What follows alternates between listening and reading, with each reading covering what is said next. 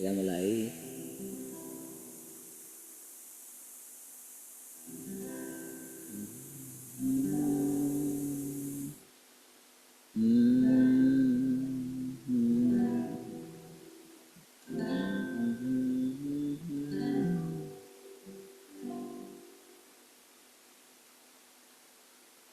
Ku melupakan yang di belakangku.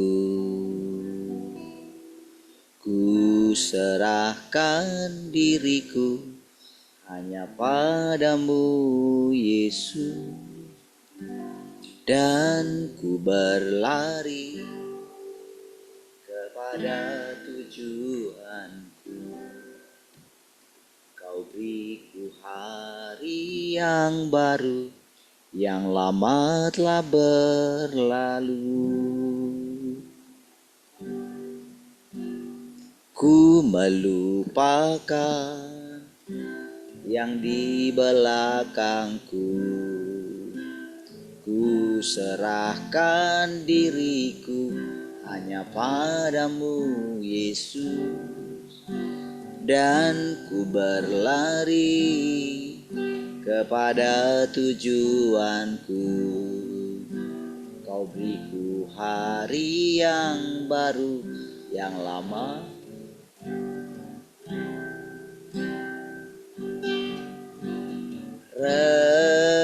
rencanamu, oh Tuhan, indah bagiku, terbatas oleh pikiranku.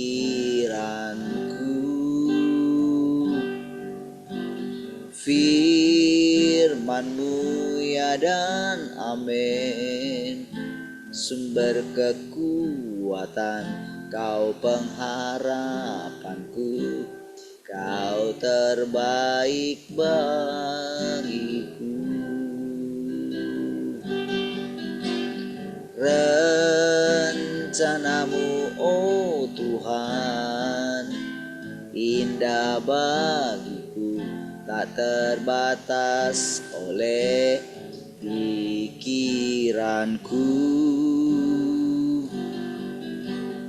Firman-Mu ya dan amin, sumber kekuatan, Kau pengharapanku, Kau terbaik bagiku.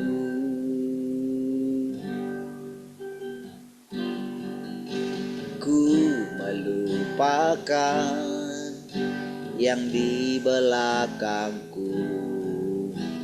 Ku serahkan diriku hanya padamu, Yesus.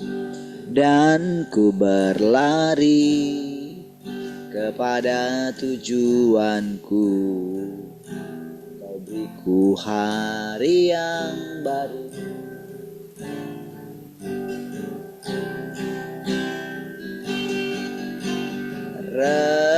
rencanamu, oh Tuhan, indah bagiku, tak terbatas oleh pikiranku.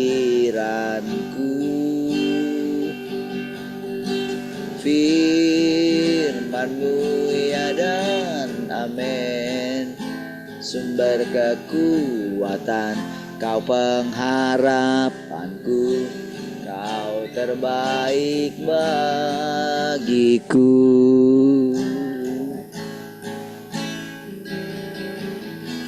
Rencanamu, oh Tuhan, indah bagiku, tak terbatas oleh pikiranku.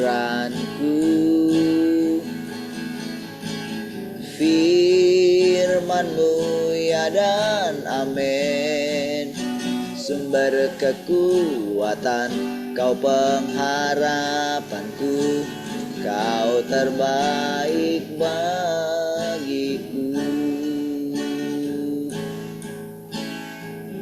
Waktu Tuhan pasti yang terbaik, walau kadang kadang tak mudah dimengerti. Lewati cobaan, ku tetap percaya waktu Tuhan pasti yang terbaik.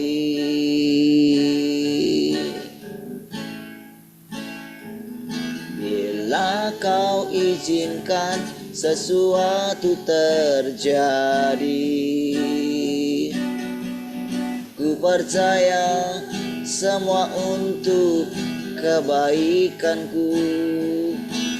Bila nanti telah tiba waktumu, ku percaya kuasa-Mu memulihkan hidupku.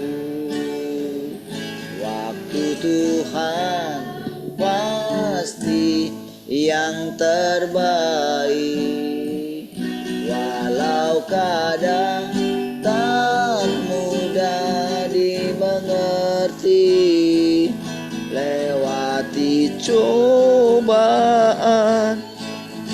ku tetap waktu Tuhan pasti yang terbaik. Waktu Tuhan pasti yang terbaik. Walau kadang tak mudah dimengerti, lewati cobaan, ku tetap percaya waktu Tuhan pasti yang terbaik. Lewati cobaan, ku tetap percaya waktu Tuhan pasti yang terbaik.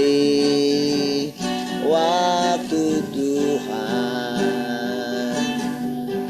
pasti yang terbaik.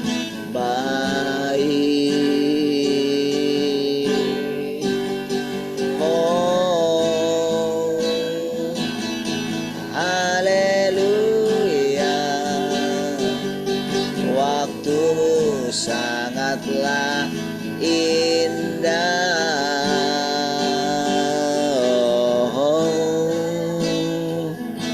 Kau lebih indah dari emas, perak, dan permata. Kau lebih mulia dari semua yang di dunia. Sungguh ku terpesona akan Engkau. Kaulah yang terindah, lebih berharga dari segala. Kau lebih indah, kau lebih indah dari emas, perak, dan permata. Kau lebih mulia dari semua yang di dunia. Sungguh ku terpesona akan Engkau. Kaulah yang terindah, lebih berharga dari segalanya. Hanya Engkau, hanya Engkau di dalam hidupku. Kau lebih indah dari segalanya. Hanya Engkau, kekasih jiwaku. Namamu Yesus indah di hatiku. Kau lebih indah dari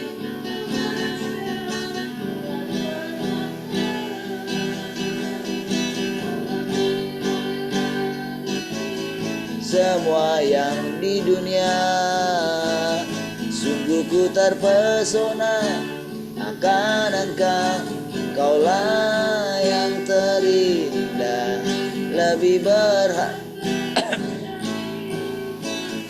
Kau lebih indah, kau lebih indah dari emas, perak, dan permata. Kau lebih mulia dari semua yang di dunia.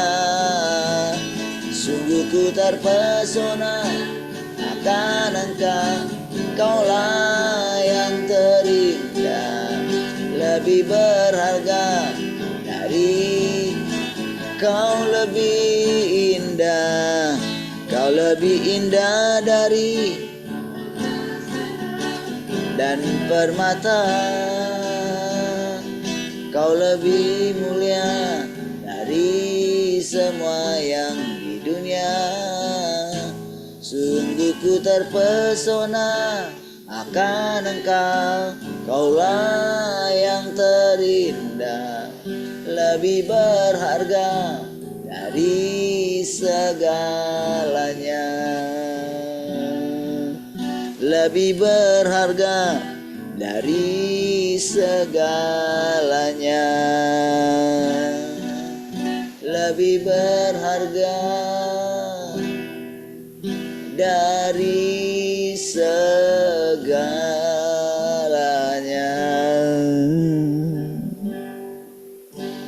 Kau lebih indah dari segalanya.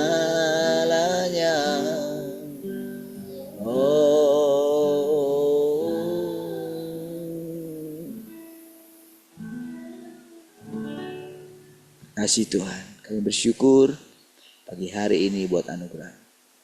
Segala kemuliaan bagi-Mu Tuhan. Kami teduhkan hati kami lagi pagi hari ini. Kami dapat bersekutu dengan firman-Mu Tuhan. Singkapkanlah firman-Mu Tuhan. Agar firman-Mu dapat menjadi hidup kami sepanjang hari ini. Terpujilah Tuhan, haleluya. Mari kita yang mengasihi Tuhan sama-sama katakan, amin. Baik. Tuhan, shalom semua, selamat pagi.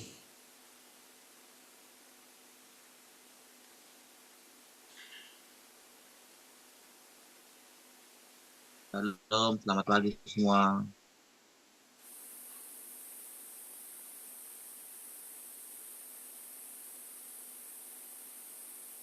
Halo, selamat pagi semua. Salam, selamat pagi semuanya. Ada yang di radio? Yang di radio? Oke, salam yang di radio. Baik, puji Tuhan. Haleluya. Iya, saya lupa bukanya. Yang mau sharing pagi ini?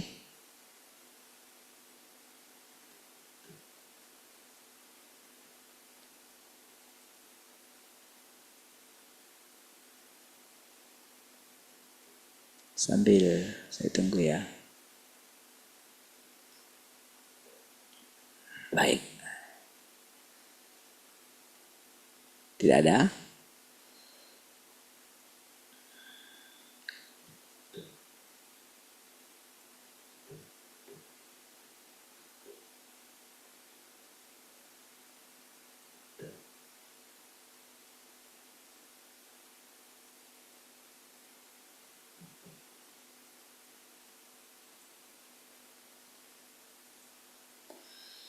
Oke. Sudah selesai kemarin ya. Kita masuk yang baru ya. Ya, sekarang kita masuk tentang Alkitab. Ya. Baik. Bagaimana seharusnya orang memandang Alkitab dalam kepercayaan mereka kepada Tuhan? Oke, bagaimana seharusnya orang memandang Alkitab dalam kepercayaan mereka kepada Tuhan? Ini adalah soal prinsip. Mengapa kita membahas soal ini? Karena di masa depan engkau akan mengabarkan Injil dan memperluas pekerjaan zaman kerajaan. Dan tidaklah cukup untuk sekedar bisa bicara tentang pekerjaan Tuhan pada zaman sekarang.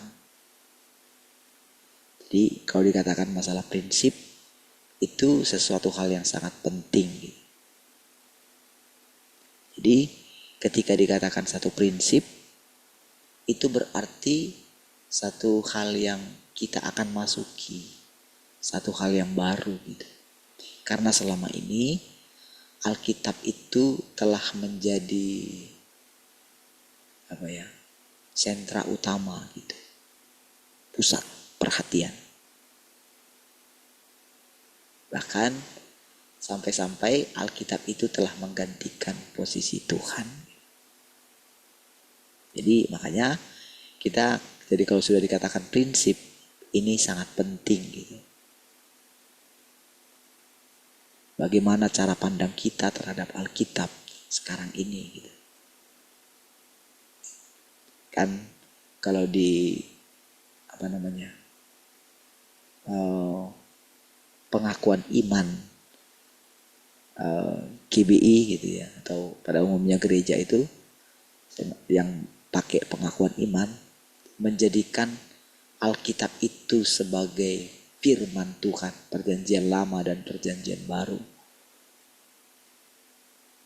Jadi tidak berani sedikit pun melawan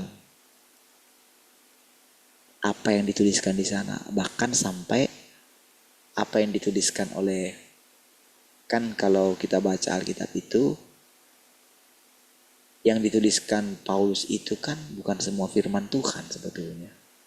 Kan dia bilang menurut saya, katanya kan gitu. Bukan dia katakan menurut Tuhan gitu. Ada banyak seperti itu pernyataan-pernyataan dia. Namun itu telah dijadikan menjadi firman Tuhan gitu. Artinya kan kalau firman Tuhan itu tidak bisa tidak, itu adalah kebenaran kan gitu kan. Nah, misalnya seperti perkataan Ayub juga gitu. Oke? Padahal dia mengatakan dia mencabut semua perkataan dia. Gitu. Dulu ini pernah disinggung oleh guru kita dulu ya. Nah, pada waktu itu ya ketika menyinggung ke arah situ, wah gimana gitu. Ya. Nah, jadi saudara, ketika kita memasuki era yang baru, zaman yang baru ini gitu. Ya. Kan kita sudah melewati 2000 tahun gitu. Makanya dikatakan ada kedatangan Tuhan yang kedua. Bagaimana selanjutnya? Setelah kedatangan yang kedua, apalagi kan itu kan? Sebetulnya kan, bayangkan kan kalau terus hidup yang kekal ini gitu. Bagaimana? Namanya kan hidup, terus berjalan kan. Mana bisa dibendung dia. Hidup. Bagaimana kehidupan di depan? Gitu ya. Nah, jadi ada banyak hal saudara, kalau kita hanya mengandalkan Alkitab, baik perjanjian lama dan perjanjian baru, kita tahu sejarahnya, sejarah pembuatan Alkitab itu bagaimana gitu. Dan ini kalau boleh kita rasakan dengan hati-hati, Tuhan akan menjelaskan kepada kita gitu. Dengan sangat hati-hati gitu. Oke? Nah, tentu kita yang sudah mulai dialihkan kepada kerajaan ini gitu, tentu selama 3 tahun ini dia sudah mempersiapkan kita gitu, untuk memasuki satu babak baru dalam dia mengajar kita gitu. Nah, secara khusus tentang hal yang sangat mendominasi kepercayaan kita selama ini, yaitu Alkitab. Gitu. Bahkan Alkitab itu sudah jadi kayak Tuhan. Gitu. Karena kan itu jadi dasarnya, adu argumen gitu. Alkitab bilang begini, padahal kebanyakan itu interpretasi. supaya mereka bisa berdamai, ya sudah terimalah. Itulah kepercayaanmu. Itulah sebabnya terjadi perpecahan di mana-mana di dalam kekristenan gitu. Apakah itu baik menurut Tuhan? Awalnya iya, akan dibiarkan. Tetapi kan saatnya akan tiba penyempurnaan gitu.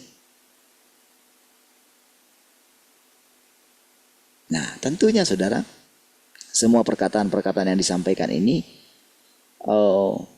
seiring dalam perjalanan orang-orang terdahulu sebelum kita gitu. Sehingga keluar pernyataan-pernyataan dalam firman Tuhan ini gitu. Ya. Nah, untuk memperluas pekerjaannya, lebih penting jika engkau bisa mengakhiri konsep-konsep agama usang. Nah, dia sudah mulai masuk ya. Konsep-konsep agama yang selama ini kita pertahankan. Oke. Dan sarana kepercayaan kuno orang lain dan membuat mereka sepenuhnya yakin untuk sampai ke titik ini ada kaitannya dengan Alkitab. Oke. Nah, saudara, ketika kita sudah sampai di sini, saudara ya. Nah, tentu saudara, kita tidak boleh lupa kalau Tuhan itu menyertai kita sampai dengan hari ini. Itu tidak boleh kita lupakan gitu. Ketika kita menerima penghakiman ini, selama ini gitu, kita ada di sini, kita boleh mendengarkan, kita boleh mempercayai gitu kan. Nah, tentu karena Tuhan pilih kita. Tentu saudara, kalau seseorang dipilih, ada konsekuensinya yang harus dijalaninya. Ketika Daud dipilih, ada konsekuensinya yang harus dilewati dia. Ya kan? Ketika dia harus menggembalakan 2-3 ekor, lalu dia itu menghadapi serangan ular, serangan serigala gitu kan, singa gitu, para perompak-perompak, perampok-perampok gitu kan, harus menghadapi Goliat ketika dia menjadi raja dan sebagainya. Dia harus melewati semua hal yang harus dilewatinya untuk memenuhi panggilannya. Oke, tentu tak perlu saya jelaskan semua tokoh-tokoh di dalam Alkitab itu gitu. Setiap orang yang dipilih ada konsekuensinya. Ya, sesuatu yang harus dilewatinya. Sama ya, ketika Tuhan pilih kita harus seperti itu juga. Ada konsekuensi yang harus kita lewati. Nah, siapkanlah hati saudara untuk itu dan jangan pernah menyerah. Ya, jangan lihat ke belakang.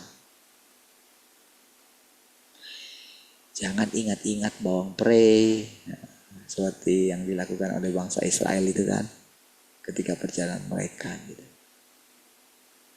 Oke, itu semua contoh. Oke, namun kalau kita sudah punya iman seperti Yosua dan Kaleb gitu, ketika mereka menjadi berbeda gitu. Karena apa saudara? Karena mereka benar-benar mempercayai Tuhan. Ya kan? Kaleb memang kita tidak lihat bagaimana kisahnya. Kaleb tidak menulis kitab gitu. Tapi Yosua, dia menulis kitab. Dia benar-benar saudara, dengan bulat, dengan tekad yang bulat gitu. Sekarang aku perhadapkan kepadamu hari ini bangsa Israel katanya. Pilihlah. sekarang aku dan seisi keluargaku, kami akan beribadah kepada Tuhan. Itu di akhir daripada ketika dia sudah selesai membagi-bagikan tanah itu, saudara. Dia nggak tahu, karena kan dia mau mati gitu. Nggak ada kelanjutannya. Nggak ada yang menggantikan dia dari anaknya. Memang tidak ditetapkan demikian. Kan setelah Yosua itu masuk ke zaman hakim-hakim kan. Itu Tuhan pilih sendiri terus. Sampai sekian waktu lamanya. Dari masa hakim-hakim baru beralih ke zaman kerajaan kan. Sama seperti yang kita alami juga. Setelah kita dihakimi, baru kita masuk ke dalam zaman kerajaan kan.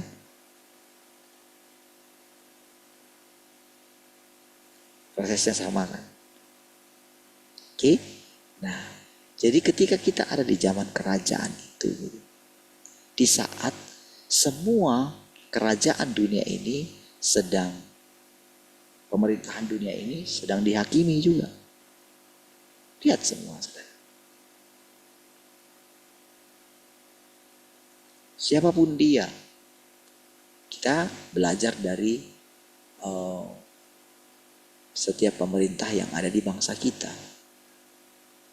Kita memperhatikan kan, bagaimana tadinya sangat baik terhadap rakyatnya, tapi di akhir pemerintahannya bagaimana, gitu kan. Makin tersingkapkan gitu. Ya kan? Nah, kalau terus mau dipertahankan dia, lihat pasti akan berontak yang di bawah. Oh, bagaimanapun dibilang. Oke. Nah, sekarang disinilah saatnya Tuhan menunjukkan kerajaan. Ya. Nah, jadi kita yang di depan mata kita ini sedang memasuki menjadi warga kerajaan itu kan. Kan bukan lagi, kita sekarang ini kan bukan lagi fiktif kan, memasuki kerajaan itu. Bukan kepercayaan kita sekarang kan bukan lagi seperti dulu. Wah, percayalah kita pasti masuk surga. Kan gak itu lagi kan. Surga itu kan bukan lagi satu imajinasi kita kan. Tapi benar-benar saudara, kita telah mempercayai setiap perkataan Tuhan Yesus. Kemana aku pergi, kamu tahu jalan ke situ. Itu sangat bekas di hati kita. Tinggallah dalam aku dalam kamu. Kita telah mulai mengerti perkataan-perkataan itu. Bukan secara teori kita mengertinya. Karena kita sudah mulai menerapkan ayat-ayat itu, perkataan-perkataan Tuhan itu. Perkataan yang mengatakan hidupku bukan aku lagi, tapi Kristus yang hidup. Kamu mesti makan aku. Kalau tidak, kamu tidak berkenan bagiku. Tubuhku dan darahku adalah makanan dan minuman, katanya. Itu tidak lagi menjadi sesuatu pengajaran bagi kita. Tetapi benar-benar kita itu sedang mengalaminya. Karena kita sudah diajar makan firman. Dan tanpa sadar, apa yang kita makan selama ini telah menjadi daging di dalam kita. Itu kan? Kan apa yang kita makan kan akan menjadi daging kita kan. Setelah diproses, nanti yang tidak perlu kan dibuang. Terus menjadi energi. Tetapi kan itu kan menjadi daging kita. Nantinya kan? Sama kan? Ketika kita makan firman Tuhan, itu akan menjadi daging kita kan. Kalau kita makan perkataan Tuhan Yesus, itu kan akan menjadi daging kita. Apalagi kalau dikatakan dia sudah datang kedua kali katanya. Berinkarnasi menjadi manusia. Ya kan? Tentu kakinya pertama kali menginjak di Bukit Sion. Kan itu kan ayatnya kan. Tapi itu sekarang kan gak perlu kita mencoba pusing. Apa itu Sion? Sudah menjadi kenyataan. Itu kakinya yang pertama kali menginjakkan. Tentu buku Sion bukan seperti yang dulu kita pikirkan itu ada di Israel. Sampai sekarang kan orang mengertinya kan kayak gitu. Nanti Tuhan akan datang di Bukit Sion. Makanya selalu saudara mereka mencari tanda-tanda di Israel. Pasti si jahat juga demikian mengembangkan pengajarannya. Iblis mengembangkan pengajarannya, pengetahuannya di antara orang-orang umat beragama, saudara. Dia ngajar juga. Supaya, ya tujuannya supaya tersesat kan gitu. Rata-rata saudara orang yang kalau saudara perhatikan. Gitu. Tapi bagi kita sekarang, apa itu Bukit Sion? Tidak sama lagi. Itu adalah kaki tempat dia pertama kali menginjak. Itu melalui inkarnasinya yang kedua. Tapi selanjutnya kan, dia itu kan akan ada bersama dengan kita. Kan gitu kan. Dia ada di antara kamu. Sama seperti Christ is in you katanya. Kristus ada di antaramu. Karena itu kan ayat di Efesus kalau nggak salah. Kristus ada di antaramu. Sama. Pada waktu itu saudara, tentu Yesus itu tidak mereka lihat lagi secara fisik. Apalagi di zaman itu adalah mereka adalah murid-muridnya Paulus. Sudah lama itu sudah terpisah dari murid-muridnya yang pertama Petrus dan segala macam itu. Oke, tentu yang dimaksudkan adalah rohnya Kristus gitu. Mereka benar-benar merasakan kehadiran Kristus. Jadi pada waktu itu saudara, kepercayaan orang kepada Yahweh itu, kepada pencipta itu menjadi fokus kepada perkataan-perkataan Tuhan Yesus. Bukan lagi kepada perkataan Taurat. Walaupun Paulus terus mengutip.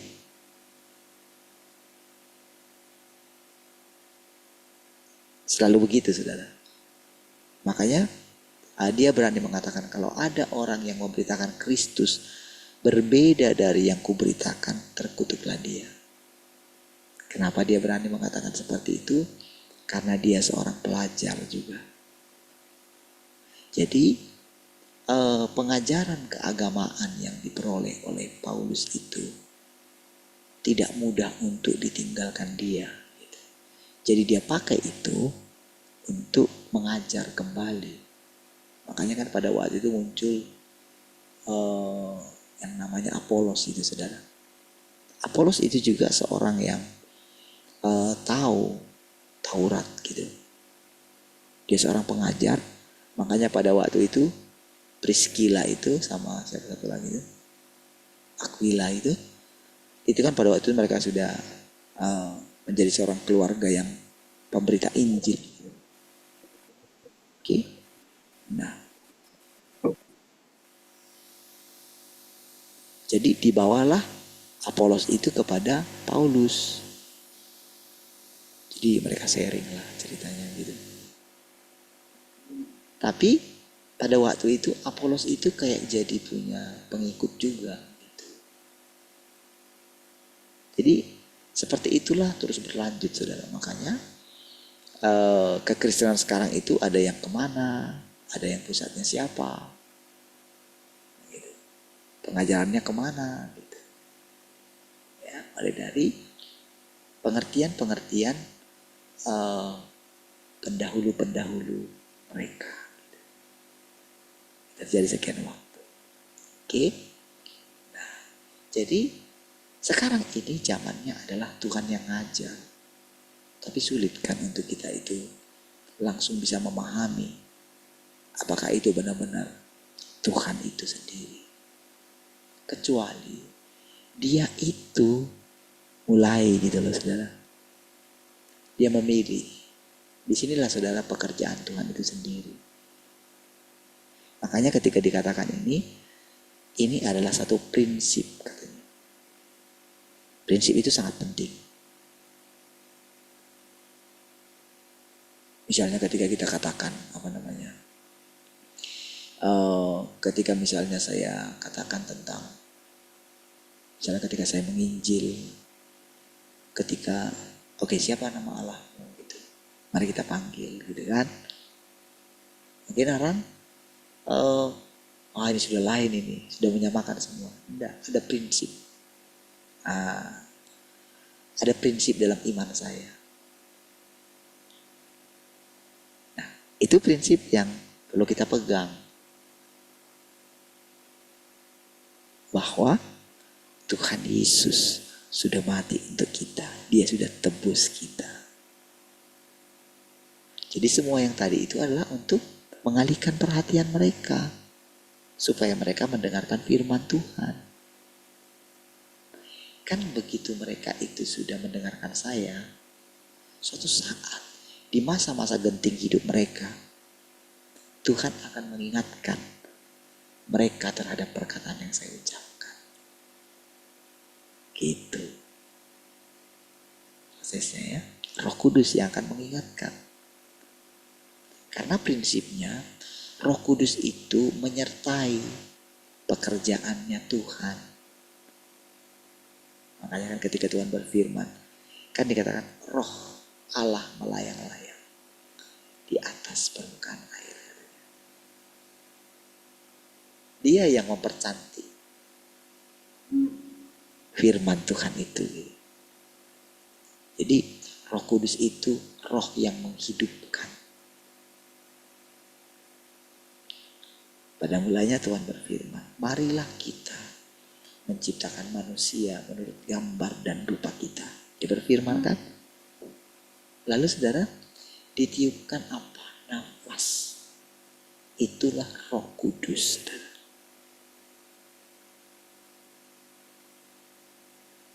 Itulah yang meng-create gitu. Kan tadinya kan pertama kan firman kan. Jadi ketika ditiupkan roh yang menghidupkan. Nah, sama seperti ketika pertama kali gereja mula-mula muncul kan, apa yang terjadi? Mereka kan harus menerima baptisan Roh Kudus gitu. Roh Allah turun dalam bentuk apa? Yang baru. Nyala api. Apa artinya nyala api itu? Membuat mereka berkobar-kobar. Wah, gitu. Sama saudara seperti yang kita alami gitu ya. Ketika kita mendengarkan firman Tuhan, apa yang membuat kita ini mulai percaya kepada firman Tuhan ini? Roh kita berkobar-kobar. Tapi kobarannya itu lembut sekarang. Ya, bukan kayak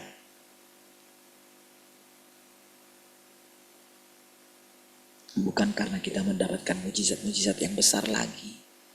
Tapi benar-benar di dalam kesederhanaan kepercayaan kita kepada Tuhan.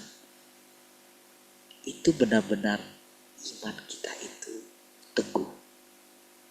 Saya yakin saudara mengalaminya. Teguh sekali. Menatap masa depan. Aduh, kasih Tuhan. Nah itu saudara, itu adalah Roh Kudus. Itulah roh kehidupan. Itulah roh yang menghidupkan itu saudara. Lihatlah, kita bisa melihat perannya kan. Sama sih semua itu Tuhan. Tapi kalau kita tidak mengerti prinsip ini tadi, mungkin akan bingung karena pikiran kita ini perlu diajar. Tapi jangan memisahkan antara Roh Kudus, siapa enggak, jangan, nggak bisa kayak gitu.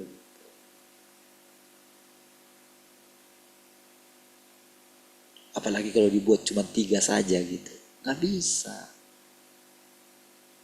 Karena ada 7 roh Allah gitu loh. Apa roh Allah itu bukan Roh Kudus? Kan gitu kan. Diutus 7 roh Allah kan. Kalau dulu kan ya langsung dibuat kalkulasinya sama guru kita. Jadi ketika seorang menerima Tuhan, dia harus menerima berapa? 11 jadinya. Wah, repot lah gitu. Ya kan. Tapi saudara, itu dibiarkan gitu. Sampai nanti ketika Tuhan mengajar kita seperti ini, baru secara perlahan kita mulai melepaskan yang tadi yang diajarkan oleh guru kita. Satu demi satu. Misalnya seperti kita itu tentang dunia orang mati itu kan. Coba lihat. Mungkin kalau kita ada di sana, oh kita pasti melakukan itu lagi. Tapi puji Tuhan lah. Korban tidak terlalu banyak gitu kan. Tapi apapun itu saudara, itu adalah pekerjaan Tuhan. Sekarang saya tahu apa yang ada dalam pikiran kita sekarang. Ketika awal-awal kita mendengarkan firman, hidup selamanya. Wah, itu benar-benar saudara, semangat. Iya. Tapi saudara, sekarang walaupun misalnya dijelaskan dengan yang lain, oh ini begini, ini begini, ini begini. Tapi perkataan yang berkata hidup selama-lamanya itu sangat membekas. Gitu. Sehingga itu menjadi salah satu modal kita untuk semangat untuk hidup. Ya kan? Karena kan kita lihat saudara, orang-orang yang sudah berumur 60 tahun, 70 tahun, coba perhatikan hidup mereka. Masihkah mereka punya semangat untuk hidup? Oke, mereka mungkin mencapai umur berapa? 80-an, 90-an. Masih kuat mungkin. Oke, dia mungkin punya tubuh yang sehat. Oke. Sampai pada akhirnya hanya orang yang mempunyai minyaklah yang akan terus bisa berjalan. Iya. Saudara, ketika orang menghadapi kematiannya, itu kata-kata mereka itu saudara menjadi kata-kata yang basi. Si orang yang meninggal ini sebetulnya tidak tahu kemana dia. Dia tidak tahu apakah dia punya minyak atau tidak. Dia hanya mendengarkan. Hanya mendengarkan terus firman itu tanpa tahu apa artinya. Sebetulnya minyak yang bukti daripada seseorang itu punya minyak atau tidak, itu ketika dia menghadapi itu saudara. Kemana dia pergi? Mungkin selama ini pikirannya, oh akan di Firdaus, kan pengajarnya kan kayak gitu kan. Belum masuk ke surga katanya. Di Firdaus dulu sampai nanti. Yang jadi pertanyaan, apa kerjaan dia di Firdaus? Ya sudahlah, istirahat aja, tidur aja.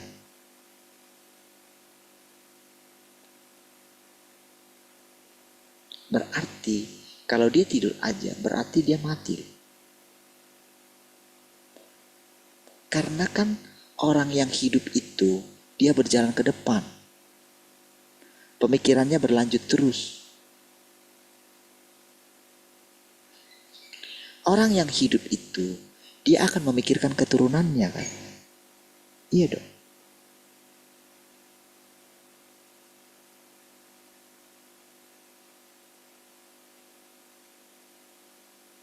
Makanya dikatakan Abraham itu bukan dia tidak mati. Makanya ketika Yesus mengatakan Abraham bersuka cita melihat hariku, itu karena dia sudah lihat di alam roh. Apa yang dikatakan oleh Tuhan Yesus tidak sembarangan keluar, saudara. Jadi ketika dia mengatakan sesuatu, karena dia itu adalah inkarnasi Tuhan kan. Kan Yesus itu kan inkarnasi Tuhan. Inkarnasi Tuhan itu artinya Tuhan yang di sorga itu hidup melalui dia. Itu arti inkarnasi. Bukan roh yang lain yang hidup dalam dia. Bukan rohnya Elia, bukan rohnya Musa, bukan.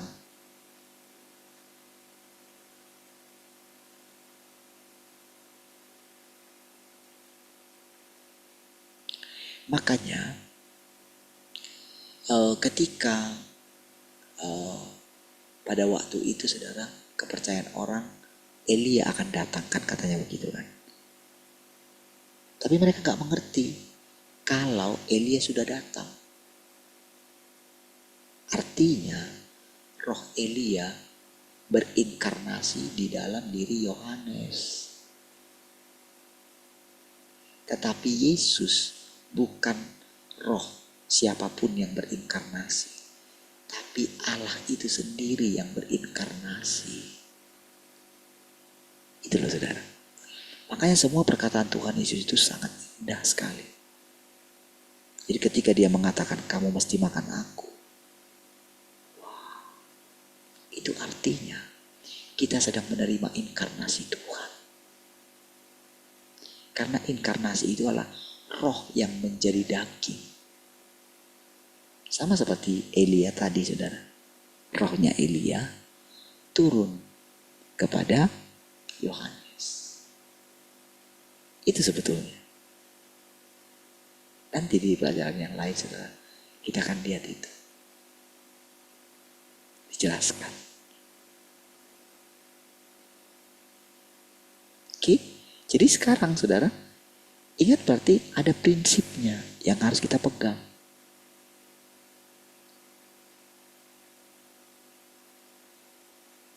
Makanya sekarang ini karena kita ini juga saudara, telah diajar oleh guru kita sesuatu yang berbeda daripada gereja-gereja lain saudara, sampai dia dikatakan sesat itu. Saudara pikir itu tidak berkembang, itu berkembang dia. Tetap itu sebabnya perlu penghakiman. Supaya kita tahu mana yang perlu kita pertahankan, mana yang akan terus berlanjut.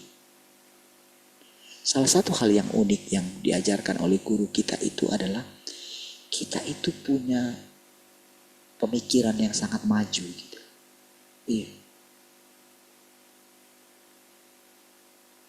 Ketika dia menjelaskan tentang air yang hidup, tentang wah itu bagi saya ya itu sangat membekas gitu. Itu yang membuat kalau saudara lihat saudara saya berani mengajarkan hal yang baru ini gitu ya. Itu ada andilnya di situ. Tapi kan saya berani juga kan mengucapkan perkataan yang saya katakan tadi, kata-kata yang menghakimi. Awalnya kan saya kan aduh gak bisa kayak gini Tuhan gitu kan. Itu kan saya lakukan itu di tempat rahasia saya gitu. Ketika saya bergumul dengan Tuhan gitu. Kan menjadi aneh gitu kan menurut orang gitu. Baru aja kemarin dia kumpulin, kok dia jadi lain kan gitu kan pasti pernyataan mereka tentang saya gitu. Tapi kembali lagi, guru kita pernah mengajarkan kita dulu, kamu akan punya buku pemuridan sendiri katanya. Ini hanya awal saja gitu.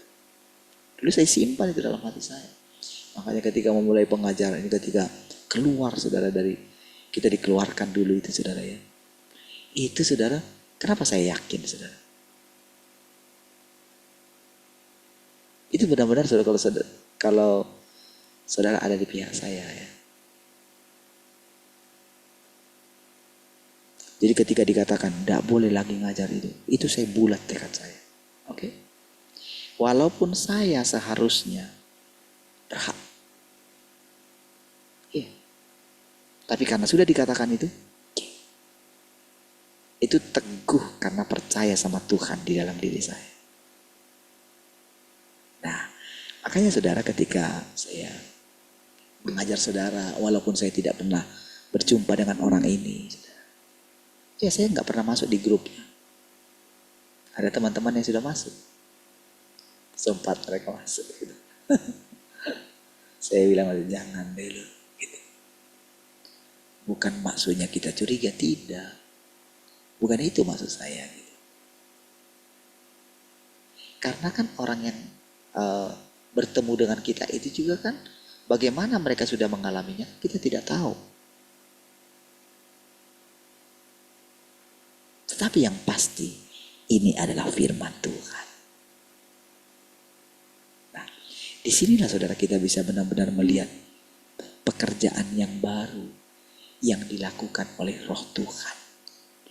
Tapi ingat, ada prinsipnya. Gitu. Nah, prinsip inilah yang kita punya. Makanya, saudara juga punya prinsip. Tapi jangan keras kepala. Jadi kita mesti percaya kalau Tuhan yang membimbing kita, bukan hanya Tuhan saya ya, tapi Tuhan yang membimbing saudara selama ini. Itu sangat penting. Dalam tanda kutip ya, saudara gak bisa secara membabi buta mengikuti Tuhannya saya. Ngerti ya, tanda kutip ya. Tuhannya saya itu kan maksudnya pemahaman saya tentang Tuhan itu, gitu. Itu maksudnya ya. Sama, satu roh memang saudara. Tapi saudara, tingkat kerusakan kita itu berbeda-beda. Tekadnya kita pun berbeda-beda.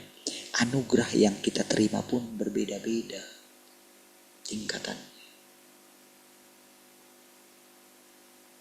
Gitu ya. Baik. Kita lanjut. Selama bertahun-tahun, sarana kepercayaan tradisional orang, yaitu dalam kekristenan, salah satu dari 3 agama terbesar dunia adalah dengan membaca Alkitab. Meninggalkan Alkitab artinya tidak percaya kepada Tuhan. Meninggalkan Alkitab berarti murtad dan sesat. Itu ya. Jadi setiap kali saudara dalam perdebatan selalu begitu. Jadi kita mesti mengerti ketika Yesus dikatakan sesat karena dia itu tidak berpegang pada Taurat menurut mereka. Gitu. Makanya Yesus mengatakan dia punya prinsip. Jangan pikir aku itu meniadakan Taurat. Bukan. Justru aku menyempurnakannya. Aku menyelesaikannya. Aku menggenapinya gitu loh.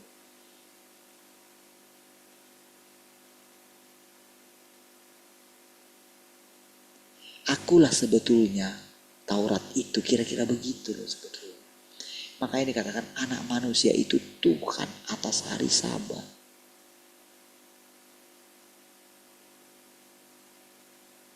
Jadi sama saudara. Jadi kalau orang misalnya menuduh saudara sudah murtad, meninggalkan Tuhan, kan saudara sendiri yang tahu. Kan? Apakah benar tuduhan mereka terhadap saudara? Saudara sendiri yang tahu. Apakah kita tidak menghormati Alkitab? Justru tidak. Justru kita melihat pengajarannya Tuhan. Mengajarkan kita secara hati-hatian. Apa mereka seperti itu? Tidak, mereka mengandalkan pikiran mereka. Menurut mereka, mereka itu telah menjadi pengawal Alkitab. Jadi mungkin dalam doa-doa mereka, oh tolonglah mereka Tuhan. Mereka sudah sesat. Akan seperti itu terhadap kita. Saudara sendiri yang tahu kan? Apakah firman Tuhan itu tinggal dalam diri saudara? Kan sekarang kan cara kepercayaan kita terhadap firman Tuhan itu yang penting kan. Orang bisa membanggakan keluar-keluar dia sudah sekolah tinggi Alkitab, sudah memahami Alkitab luar biasa. Tapi apakah mereka punya hidup?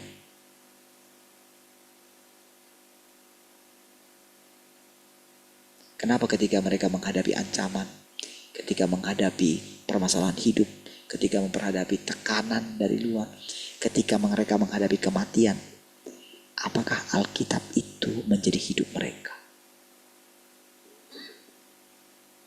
Ya kan? Apakah mereka benar-benar makan firman Tuhan yang ada dalam Alkitab itu? Kenapa mereka takut? Kan itu kan masalahnya. Kenapa mereka sangat percaya kepada uang mereka? Ini penting, saudara. Jadi kan terbukti kan, siapa yang benar-benar punya Alkitab? Siapa dia yang benar-benar Alkitab mereka itu hanya dipajang di situ. Yang mereka hanya baca kalau mereka mau khotbah. Ya kan? Di mana mereka takut kalau misalnya mereka tidak baca Alkitab itu nanti jadi gimana gitu. Makanya mereka tiap kali gitu kalau mereka saat teduh akan buka Alkitab itu. Walaupun mereka tidak mengerti. Atau ada panduan renungan harian. Itulah dasar orang mempertahankan kepercayaan mereka kepada Tuhan. Tapi apakah mereka benar-benar bersekutu dengan Tuhan itu? Jawabannya apa? Tidak. Mereka bersekutu dengan Alkitab, bukan dengan Tuhan itu. Karena bukti daripada orang bersekutu dengan Tuhan yang punya Alkitab adalah mereka hidup. Mereka tidak galau. Mereka tidak khawatir.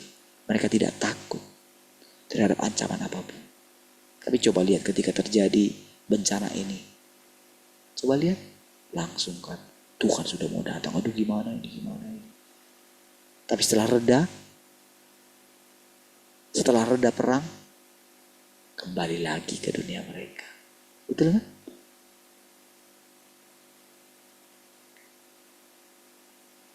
Oh gitu terjadi kemarin. Bencana kemarin itu kan. Masalah wabah itu kan. Bayangkan ya. Dengan takutnya. Harus pakai masker. Bahkan harus pakai ini untuk mengikuti ibadah. Yang tua-tua gak boleh mengikuti ibadah kan gitu kan. Sudah di rumah aja lah ada online katanya kan gitu kan. Harus pakai masker. Ketika disuruh buka maskernya. Ini kan tempat kudus gitu. Gak percaya. Gak percaya saudara.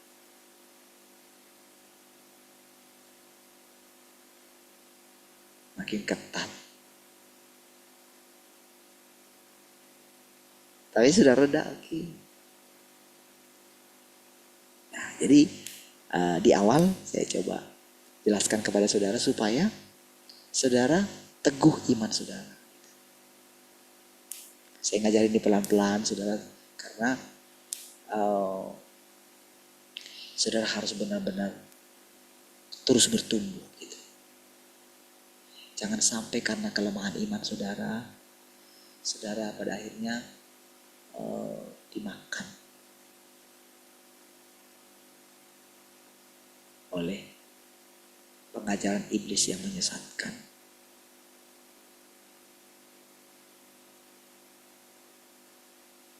Jadi mereka itu penjaga-penjaga gitu. Di mana saudara seperti dihalangi untuk masuk kepada hal yang baru. Ya, itu ada di sekeliling saudara. Itu ketika saudara berbicara dengan seorang pendeta, seorang yang ini, seorang yang baru datang. Iya. Ketika saudara sedang misalnya berkhotbah, bersekutu di persekutuan-persekutuan gitu kan. Ada orang baru mungkin, wah nampaknya dia hebat, pintar. Wah hebat juga orang itu yang menjelaskan Alkitab. Oke. Tapi jangan saudara minder karena saudara yang punya hidup. Makanya saudara harus menjaga hubunganmu dengan Tuhan yang hidup itu. Bukan kepada benda mati. Bukan kepada perkataan-perkataan mati. Seandainya orang itu benar-benar bersekutu dengan Tuhan, tentu mereka itu ada bersama-sama dengan kita. Percaya. Itu kebenaran.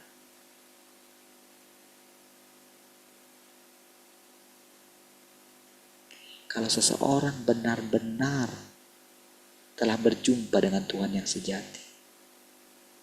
Bukan Tuhan yang mereka percaya dari Alkitab itu. Bukan Tuhan apa kata orang. Dulu mereka sudah pernah punya itu. Tapi mereka tinggalkan. Iya, karena apa? Mereka sudah kaya. Gak ada lagi susah mereka.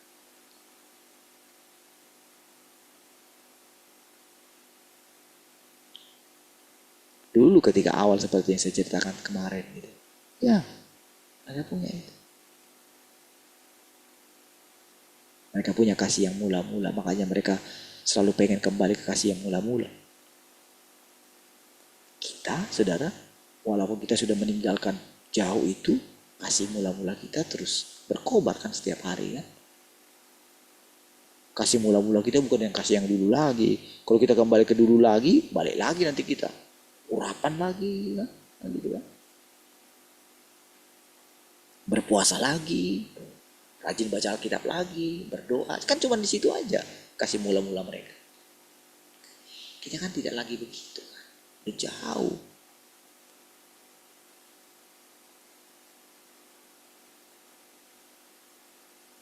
Sekarang ketika mereka mendengarkan hidup selama-lamanya.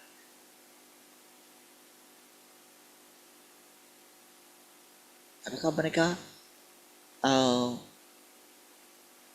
ketika menemukan kebenaran itu, apakah mereka bersemangat mengkhotbahkan itu? Cobalah saudara dengarkan. Ada nggak yang mengkhotbahkan itu? Ya. Tapi kita, saudara, secara perlahan perkataan Tuhan Yesus itu, saudara, itu benar berurat berakar di dalam kita. Gitu. Makanya Tuhan bawa kita. Jadi ketika Tuhan mengatakan, kemana aku pergi, kamu tahu jalan ke situ. Itu indah, saudara. Luar biasa perkataan itu. Itu gak bisa dijelaskan dengan kata-kata. Itu hanya bisa dijelaskan dengan pengalaman kita.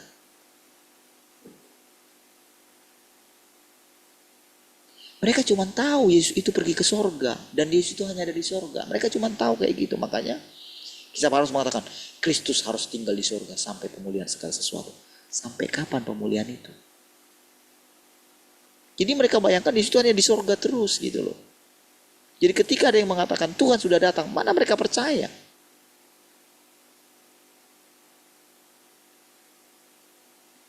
Ketika perempuan Samaria itu berkata, "Hei, aku ada jumpa seseorang.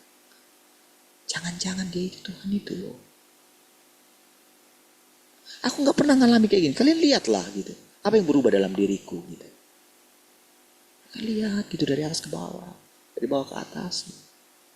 Memang berubah dia. Berubahnya apa saudara? Dulu dia penakut. Dulu dia minder. Mana berani dia ketemu sama kami. Kok ini kau berani ngomong sama kami? Padahal dia najis gitu. Kan itu kan? Tapi orang yang mendengarkan itu ketika berjumpa dengan Tuhan, mereka mengatakan, kami sekarang percaya, tapi bukan lagi karena perkataanmu, tapi karena kami melihat sendiri. Itulah saudara. Itulah yang saudara miliki saat ini, yang saudara harus pegang.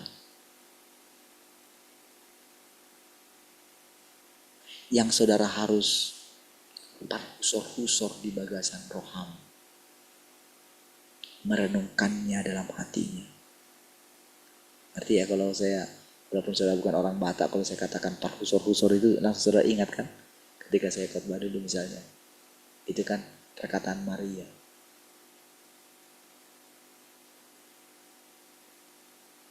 Jadi walaupun saudara tidak mengerti semua bahasa Batak gitu, parhusor-husor itu ingat aja. Jadi kalau ada orang yang mengatakan itu parhusor-husor, dulu pernah aku ya ini, ini berhubungan dengan Maria. Itu aja ingat. Karena ya itu menjadi penting gitu. Perkataan itu. Karena agak berbeda sedikit dengan merenungkan. Walaupun sama gitu ya. Tapi dia itu kayak gini loh. Kayak kita ngomong lalu kita pindahkan dengan yang lain. Ini gitu. Kayak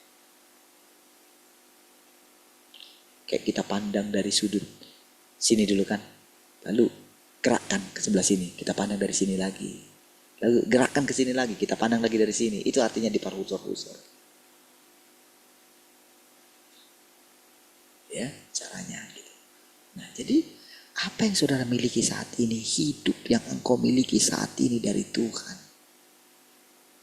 jangan sampai diambil daripadamu. Ya, itu simpan dalam hatimu.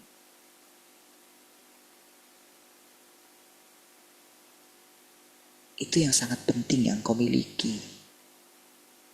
Bukan engkau menghafal semua kata-kata dalam firman Tuhan ini, enggak. Tapi hidup yang engkau selama ini miliki, itu yang sangat penting. Nah, jadi tapi dengan ini semua gitu, wawasanmu bertambah. Gitu. Kayak kan dikatakan tadi, karena nanti kamu akan memberitakan Injil. Kerajaan Allah ini harus diperluas.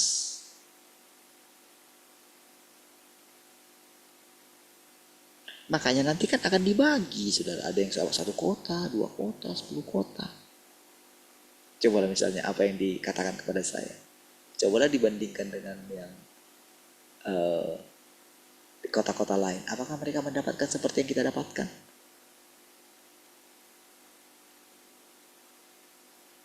Kepada Batam diberikan Sumatera, Malaysia, Singapura. Cobalah, saudara. Ini banyak sekali kota di sana, saudara.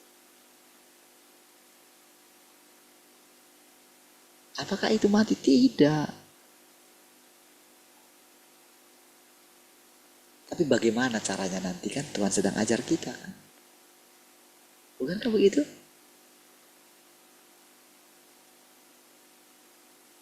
Tentu ini kan masih jauh di depan nantinya.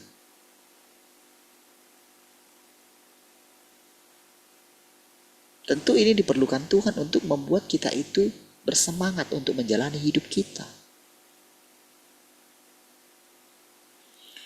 Oke, lanjut.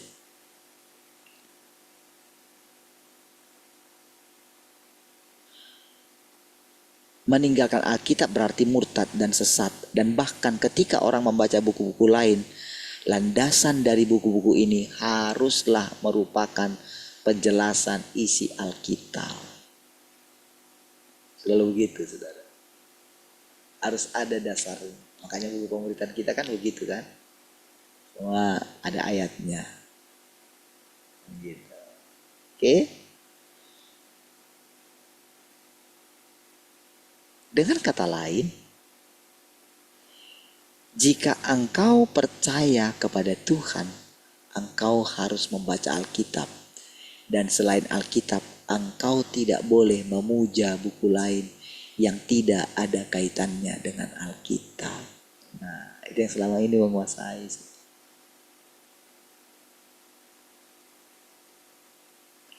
Tentu anak-anak kita perlu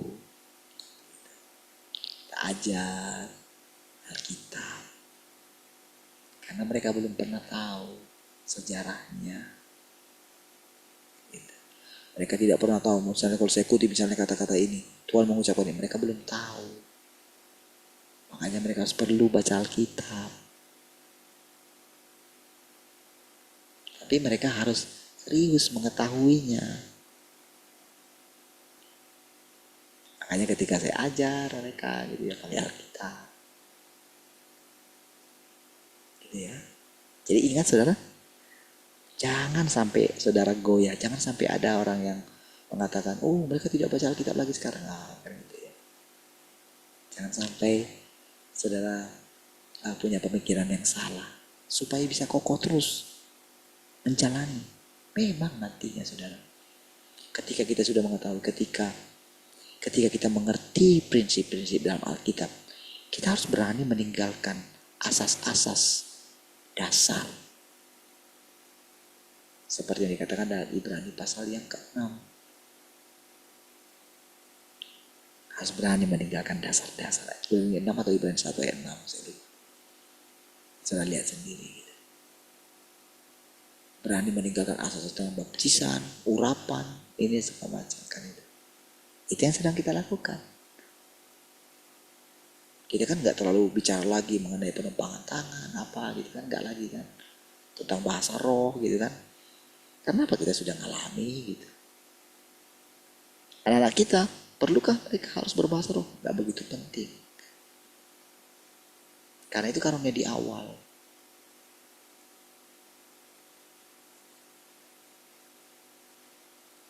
Perlukah mereka harus bergetar-getar gitu? Nggak perlu.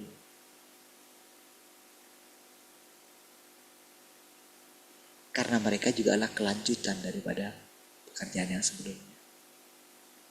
Tapi mereka tentu akan merasakan nanti bagaimana roh mereka itu berkobar-kobar gitu.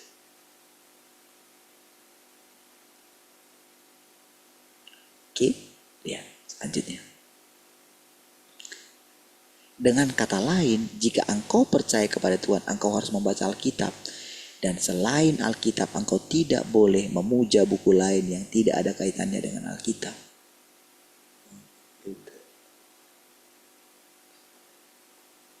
Makanya kalau saudara lihat gitu ya, dari banyak nanti sini saudara. Kadang-kadang kan dia nggak mengutip.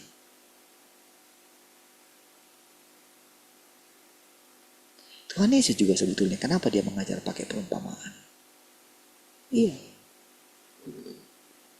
Oh, pada waktu itu saudara, orang-orang Yahudi itu saudara, kayaknya dia nggak ada mengutip tadi ayat dalam Alkitab. Gitu. Jadi ketika dia pergi ke bait suci itu, orang baca gulungan kitab itu kan. Dia nggak menerangkan, oh isi Alkitab itu, Yesaya bilang begini, enggak. Dia mengatakan begini, tepatlah saat ini apa yang dikatakan oleh Yeremia, saat ini aku menggenapinya. Wah, akulah dia. Dikatakan tentang itu. Wih. Ya, live dia ngomongnya gitu loh. Karena kan dipraktekkan dia.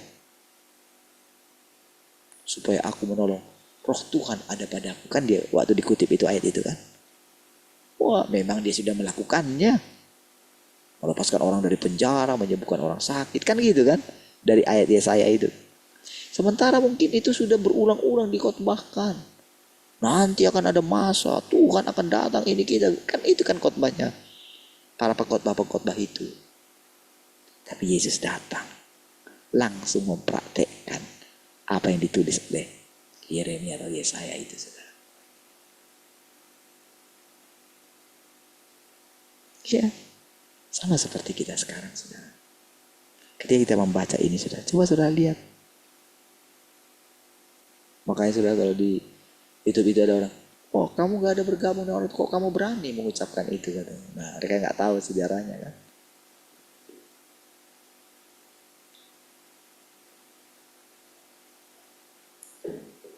Ya, makanya saudara orang-orang ahli-ahli Taurat itu memaksa Yesus ikut gabung dengan mereka gitu loh. Supaya nanti pengajaranmu itu tidak sesat. Jadi mereka itu mau dia harus masuk ke dalam kumpulan para imam itu, kumpulan para ahli-ahli Taurat itu gitu loh. Pengajaranmu itu harus di screening dulu. Manalah mau Tuhan, karena mereka itu dia tahu saudara. Mana nanti yang pas menurut mereka, kalau mereka banyak, mereka memutuskan kan sistemnya kan voting mereka. Setelah kumpul nanti para tua-tua itu atau para ahli-ahli Taurat itu kan, disimpulkanlah pengajaran dia itu benar atau tidak, kan gitu.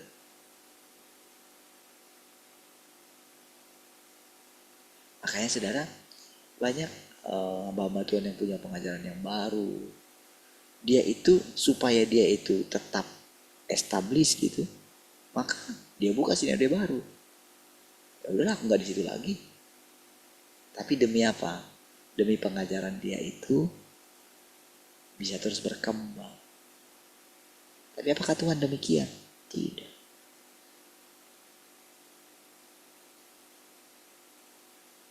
Karena gereja punya dia.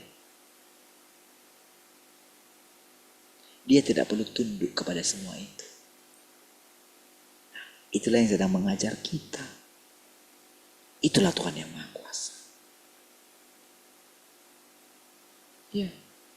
Tapi itu juga yang mengatakan, kemana aku pergi, kamu tahu jalan ke situ. Jadi nanti ketika saudara, apa ya, kita berjalan terus gitu ya, saudara mesti pegang prinsip ini. Nanti ingat kita, jadi ketika awal saya harus pelan-pelan dulu saudara, supaya dari semua perkataan itu jangan sampai saudara itu punya pikiran yang lain. Gitu. Alkitab itu sudah tertanam di sini, saudara. Tapi mana yang firman Tuhan itu, saudara akan dipisahkan sama Tuhan. Gitu. Roh Kudus itu akan menyaring semua. Mana yang benar-benar firman Tuhan yang murni. Mana dia perkataan manusia. Sekalipun tertulis dalam Alkitab. Dan nanti ketika saudara membaca kitab yang lain. Gitu, saudara tidak akan disesatkan. Seperti yang saya sering cerita sama saudara. Makanya ketika orang kalau mau dia bercerita tentang pengalaman-pengalaman Adi Kodrati. Saya tidak perlu kaget gitu. Sekalipun saya tidak mengalami seperti yang mereka alami. Tapi saya punya dasar yang kuat. Karena saya pernah ada di sana. Dan saya seorang pelajar yang baca banyak buku. Jadi kalau misalnya orang yang merasa, Roh Kudus ada di sini. Nggak bisa saya disesatkan dengan itu. Baik, gitu kan. Sudah jam 6.